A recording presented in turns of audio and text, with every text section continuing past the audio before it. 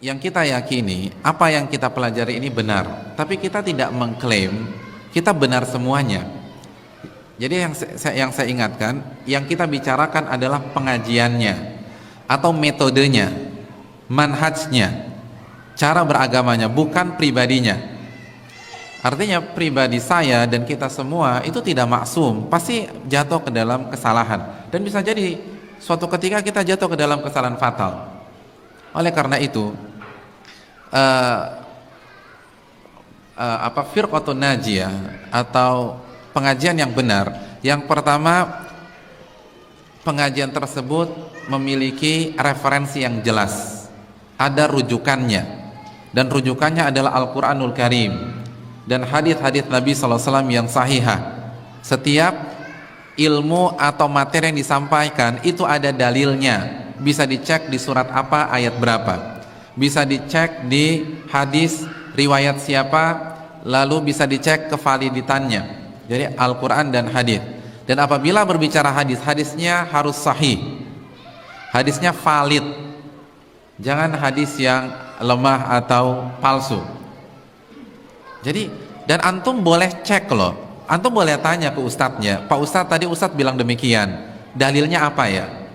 Dan ustadz itu nggak akan marah, karena itu berpikir kritis, dan beliau akan kasih tahu ini surat ini ayat sekian, hadisnya bisa dicek di Bukhari, bisa dicek di Sunan Abu Dawud, bisa dicek di Musnad Imam Ahmad dan lain sebagainya. Jadi pengajian itu harus ilmiah, ada referensi, ada rujukan, jadi bisa dicek, bukan perenungan dari pemateri, ada di kitab apa, penjelasannya di mana, dan seterusnya. Yang kedua, Al-Quran dan hadis itu dipahami dengan pemahaman yang benar, pemahaman Rasulullah dan para sahabat, bukan pemahaman ustadz tertentu atau si pemateri atau kiai atau buya dan seterusnya, tanpa mengurangi rasa hormat kita. Tapi ayat dan hadis itu harus kita pahami dengan pemahaman Nabi dan para sahabat. Dan ini nasihat para ulama kok, bukan nasihat kita. Syekh Abdul Qadir Jailani, pernah dengar nama itu? Namanya harum tidak di Sumatera Barat? Harum. Beliau pernah berkata, memberikan nasihat dalam kitabnya Fathur Rabbani. Kitab Fathur Rabbani adalah kitab yang berisi nasihat-nasihat Syekh Abdul Qadir Jailani kepada murid-muridnya. Salah satu nasihat emas beliau mengatakan, alaikum bimadhabis salafis saleh, wajib atas kalian mengikuti salafus saleh. Itu Syekh Abdul Qadir Jailani. Itu Syekh Abdul Qadir Jailani mengatakan demikian, kalian harus mengikuti jalannya salafus saleh. Siapa salafus saleh? Para sahabat. Jadi marilah ikut pemahaman mereka. Karena kalaupun ayatnya benar, hadisnya sahih, tapi kalau dipahami dengan pemahaman yang keliru, itu bisa menyimpang. Saya ingin bertanya, kita sekarang ada berapa di masjid ini? Kira-kira ada berapa? Kira-kira aja deh, nggak perlu dihitung satu-satu, nggak perlu angkat tangan atau berdiri. Ada berapa? 200? Bisa kurang? Oh, kok nawar? 200 lah, 200 orang. Kalau saya bertanya kalau ada yang bertanya kepada kita semua, tolong jelaskan tafsir surat An-Nas menurut pemahaman Anda. Kita semua ada 200 orang. Kira-kira yang lahir ada berapa tafsir? Kira-kira sama semua tidak? Tidak. Akan lahir 200 tafsir. Padahal ayatnya sama? Sama, ayatnya nggak berubah. Qul a'udzu birabbin nas. Tapi yang satu ke kanan, yang satu ke kiri, satu ke atas, satu ke bawah. Karena apa? Ditafsirkan dengan pemahaman masing-masing. Itulah kenapa Syekh Abdul Qadir Jailani mengatakan, alaikum bimadhabis salafis saleh, wajib atas kalian mengikuti jalannya para sahabat, tafsirnya para sahabat, karena sahabat adalah murid-murid langsung dari Nabi SAW. Ini yang perlu kita camkan bersama-sama. Itu yang kedua. Jadi pemahamannya bisa dipertanggungjawabkan dan bisa dicek buku-buku referensinya. Jadi bisa ditanya, Ustadz tadi itu pemahaman siapa, bisa dicek di mana, nggak ada masalah. Itu yang kedua. Yang ketiga, pengajian yang benar tidak mengajarkan fanatik kepada pribadi tertentu, kelompok tertentu, karena kita mengarahkan umat kepada Allah dan Rasulnya, bukan kepada diri kita. Contoh misalnya, jika saya mengajar antum selama 2 tahun, setelah 2 tahun antum fanatik berat dengan saya, maka saya gagal jadi ustadz. Gagal, bukan berhasil, gagal. Kenapa? Karena ustadz yang baik atau pengajian yang baik harus mengarahkan umat kepada Rasulullah dan kepada Allah dan Rasulnya sallallahu alaihi wasallam, bukan kepada dirinya. Makanya Ibnu Muflih pernah mengatakan, la yanbaghi li alim an yahmilan nas ala madhhabihi. Enggak pantas seorang ulama menggiring manusia kepada pendapat pribadinya. Karena yang harus kita lakukan adalah arahkan umat kepada Allah dan Rasulnya, bukan kepada kita. Maka tidak ada fanatisme. Oleh karena itu, pengajian yang benar, jika suatu ketika ada kekeliruan, maka mereka dengan senang hati mengakui kekeliruannya dan meninggalkan kekeliruannya tersebut. Nggak ngotot, nggak maksa, nggak nyerang balik.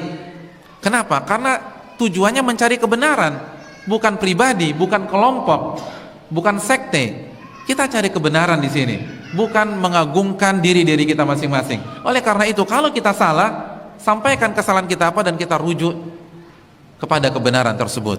Abdullah bin Abbas pernah salah, dan salahnya fatal lagi, membolehkan riba fadl. Riba dihalalkan. Saya ingin tanya, kalau ada ustadz menghalalkan riba, besok antum mau duduk di kajiannya dia lagi nggak? Nggak mau, ini orang sesat Pak Ustadz. Abdullah bin Abbas pernah salah dengan kesalahan seperti itu, lalu dinasihati oleh siapa? Abu Sa'id Al-Khudri radhiyallahu ta'ala an. Dijelaskan dalil-dalil tentang haramnya riba fadl. Apa yang terjadi? Ibnu Abbas mengatakan, jazakallahu ya Aba Sa'idil jannah. Wahai Abu Sa'id, semoga Allah memberikan kamu surga. Qad dzakartani amran kuntu nasitu. Engkau telah mengingatkan diriku sesuatu yang sebelumnya aku nggak tahu, atau mungkin aku tahu tapi aku lupa.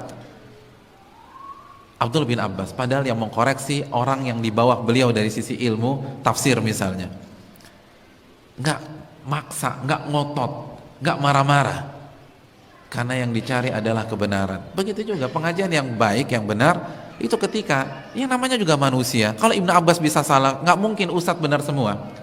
Kullu bani Adam khata', setiap anak Adam pasti melakukan kesalahan. Imam Abu Hanifah beberapa kali salah, bahkan banyak salah.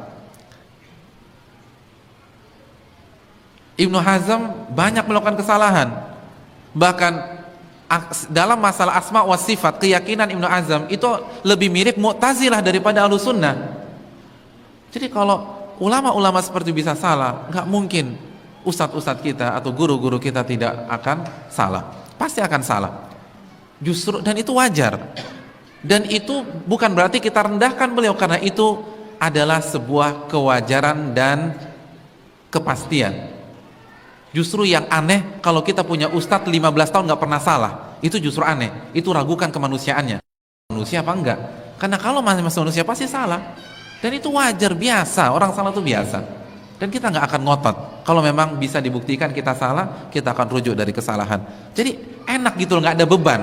Pengajian yang benar tuh nggak ada beban. Kalau salah, masya Allah saya salah, jazakumullah khair atas masukannya, kita akan rujuk. Kan begitu. Abu Hasan Asy'ari rujuk dari Mu'tazilah, dan beliau tanggalkan bajunya sebagai simbol beliau rujuk dari Mu'tazilah. Itu baru yang benar. Lalu setelah itu beliau meyakini keyakinan yang diyakini oleh Imam Ahmad bin Hanbal sebagaimana dalam kitab beliau Al-Ibanah.